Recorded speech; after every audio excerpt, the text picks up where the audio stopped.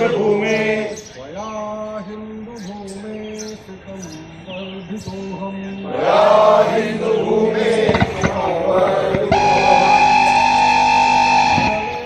पुण्यभूमे त्वदर्थे महामङ्गले पुण्यभूमे त्वदर्थे सतत्वे सादरं त्वां नमामो वयम् इमे सादरं त्वां नमामो वयम् त्वदीय तत्पूर्तये अजय्यां च विश्वस्य देहि सशक्तिम्।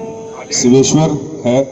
मैं राष्ट्रीय स्वयंसेवक संघ का विवेकानंद का स्वयंसेवक हूँ। आप सभी डॉक्टर साहब का जन्म दिवस है। बहुजन यानी कि समाज के उन कार्यों में हमेशा अपने आप को लिप्त पाते हैं और अपने जीवन को बिना किसी प्रचार के आपके बीच रहता है और हमेशा रहता है। इसी क्रम में अभी हमारे भारतवर्ष में भी हम लोगों ने सेवा कार्य लगाया है और किया है। लोगों को खाना, लोगों को वस्त्र, लोगों को दवाइयाँ, और अभी भी हमारे संघ के कार्यक्रम कृपा सिंधु भगवान है, ये सेवा धर्म महान है, कोई अनुचर दास नहीं, कोई प्यारा पूत नहीं। मेरा नाम वीरेंद्र कुमार। सर हाँ।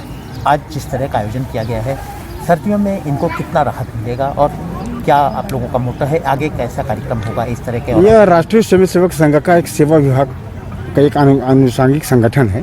ये सर्वत्र भारत में ये अपना काम इनकी तरफ से होता रहता है। हम सभी उसी विभाग के कार्यकर्ता हैं राष्ट्रीय स्वयंसेवक संघ के, और यह समय समय पर इस प्रकार के सेवा के काम हम लोगों के करते रहते हैं, हम लोग करते रहते हैं। अभी कोरोना की महामारी के समय में ही अपने कार्यकर्ताओं द्वारा सर्वत्र भारत में सेवा के कार्य खूब हुए हैं। अन्न का वितरण हुआ है, दवाइयों का वितरण हुआ है, विशेष रूप से आयुर्वेदिक औषधियों का वितरण हुआ है। कोरोना के काल में इन आयुर्वेदिक औषधियों पर ही लोगों का विश्वास जमा, और अभी भी विश्वास बना है और बढ़ रहा है विश्वास। इसलिए आयुर्वेदिक दवाओं पर लोगों का ध्यान ज़्यादा केंद्रित हो रहा है। वही एक आशा के किरण हम लोगों के बीच में आया, और उसी के लिए अभी भी काम होते रह रहे हैं।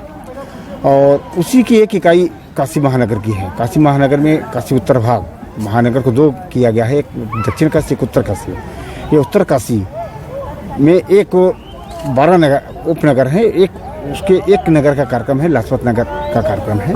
उसमें ये काम चल रहा है। सेवा बस्तियों में अपने चिकित्सा शिविर चलते हैं, रक्तदान शिविर चलते रहते हैं। हमेशा सेवा के काम में लोग लगे रहते हैं। शिक्षा शिक्षा के भी क्षेत्र में काम होते रहते हैं। इस प्रकार के अनेकों प्रकार के काम सेवा की तरफ से चलते रहते हैं कि लोगों का कल्याण। सर, समाज में सीआरपीएफ का एक अहम रोल है, सुरक्षा से लेकर सामाजिक कार्यों से लेकर बाढ़ और सारी चीज़ें सामाजिक कामों में। ऐसे में इनका सहयोग जो है ये कितना उपयोगी होगा समाज के लिए? और देश को तो इन लोगों के कार्यों पर नाज है। इनकी जो बढ़ चढ़ के देश की सुरक्षा में भूमिका रहती है, हम लोगों के लिए गर्व की बात है। मेरा नाम नरेंद्र पाल सिंह है। मैं कमांडिंग 295 बटालियन सीआरपीएफ वाराणसी में, जो कि काशी विश्वनाथ टेम्पल, ज्ञानवापी मस्जिद और हाईकोर्ट इलाहाबाद के लखनऊ बेंच की सिक्योरिटी के लिए तैनात है। सर, सीमाओं पे आपके जवान मुस्तैदी से हम सबकी रक्षा करते हैं। ऐसे में सामाजिक कार्यों में बढ़ चढ़ के आपकी भागीदारी रहती है, कितना आनंद की अनुभूति होती है? देखिए, सीआरपीएफ को जो प्राइम रिस्पॉन्सिबिलिटी है, अपना ड्यूटी तो 100% परफॉर्म करना है।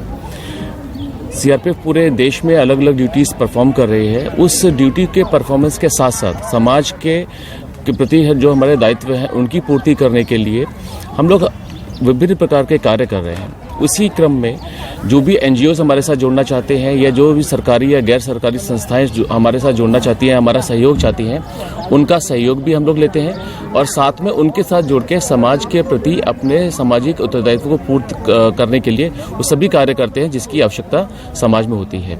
चाहे वो कोरोना का इस महामारी के समय में लोगों के बीच में जाके उनकी अवेयरनेस बढ़ानी हो, हाइजीन सैनिटेशन को ध्यान में रखते हुए केमिकल सैनिटाइजेशन करना हो, राशन का डिस्ट्रीब्यूशन करना हो, या मास्क जवानों के द्वारा बनाए गए मास्क को बना के लोगों के बीच में डिस्ट्रीब्यूट करना हो। इस प्रकार के लगातार कार्य जो है सीआरपीएफ 95 बटालियन के द्वारा एवं सीआरपीएफ के अन्य वाहिनियों के द्वारा विभिन्न जगह पर किए जा रहे हैं। उसी क्रम में आज हम लोग आरएसएस के साथ जुड़ के एक कार्यक्रम आयोजित किए, जिसमें समाज के वो तबके के लोग जो संपन्न हैं, सक्षम हैं और जिनके पास आवश्यकता अनुसार या आवश्यकता से थोड़ा ज़्यादा कपड़े और सामान है, वो अपनी तरफ से सहयोग करें सीआरपीएफ के माध्यम से, संघ के माध्यम से, और उन लोगों तक पहुंचाएं जिनको उन कपड़ों की आवश्यकता है। सर, अगर एनजीओ या स्वयं कोई भी व्यक्ति कपड़े बल्क मात्रा में जिसके पास अगर हो, वो अगर आपके माध्यम से उसे बंटवाना चाहे तो कैसे, कहाँ पे, कैसे संपर्क करें? देखिए, सीआरपीएफ 95 बटालियन का एक कंट्रोल रूम का नंबर है। इसके अलावा मेरे जो अलग अलग एनजीओज के साथ मिलकर जो हम लोग काम कर रहे हैं, जैसे आपने आज देखा कि आज हम लोग आरएसएस के साथ मिलकर ये कपड़े इकट्ठा करने का और बांटने का काम कर रहे हैं। इसी प्रकार से बहुत सारे एनजीओज के साथ मिलकर काम कर रहे हैं। पीछे जो बोर्ड लगा है उसमें आप एक नंबर भी देख रहे हैं आरएसएस का, इस नंबर पर संपर्क कर सकते हैं। वहाँ पर जो लोग जिनको आवश्यकता है वो संपर्क कर सकता है कपड़े लेने के लिए, और जिनके पास आवश्यकता अनुसार ज़्यादा है और जो दान करना चाहते हैं वो उसके लिए भी संपर्क कर सकते हैं। तो दोनों कार्य बहुत आसानी से किए जा सकते हैं।